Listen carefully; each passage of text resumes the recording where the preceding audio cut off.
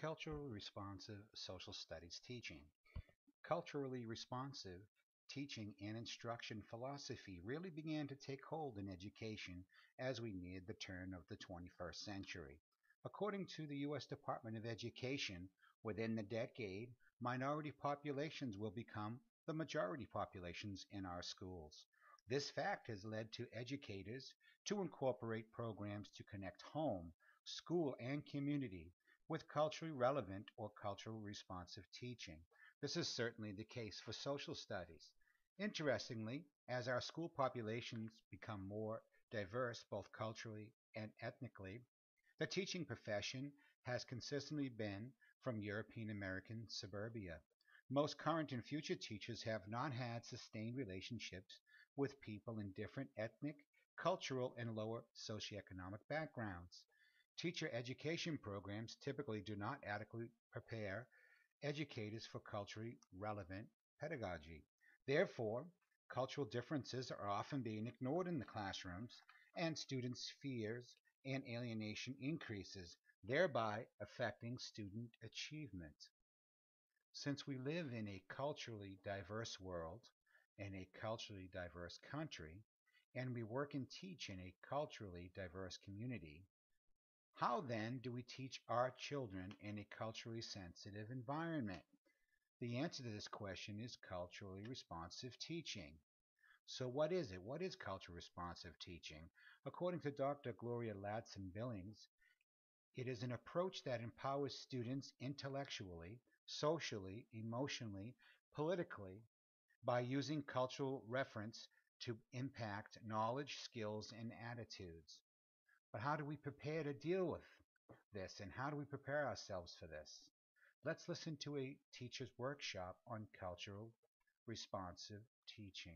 When I grew up, when adults spoke, you listened. I think we knew who we were. We always wanted to have dad around, but he wasn't. I don't have a strong tie to my ethnicity. We were all poor, but you didn't know it because everybody was the same. Like everybody else in most schools, a blonde white teacher.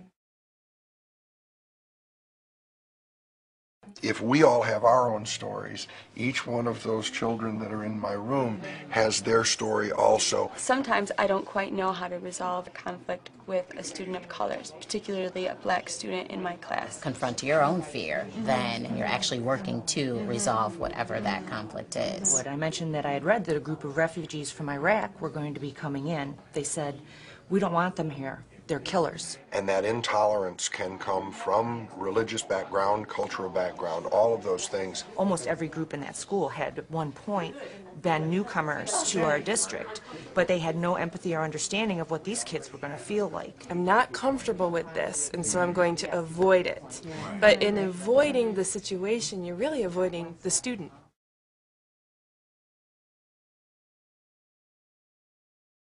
There is a group of students who are failing miserably in their classrooms, and these teachers want a safe place to talk about it. We're going to have conversations about the cultural conflicts that serve to decrease the likelihood that all of our students, including children of poverty, including children from diverse backgrounds, experience success in school and ultimately in life. How do we become effective social studies teachers implementing culturally responsive teaching?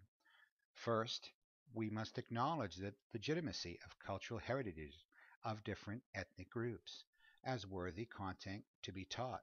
We must communicate high expectations to our students and that we respect them and believe in their capabilities. We must use a wide variety of instructional strategies that are connected to different learning styles and differentiated instruction.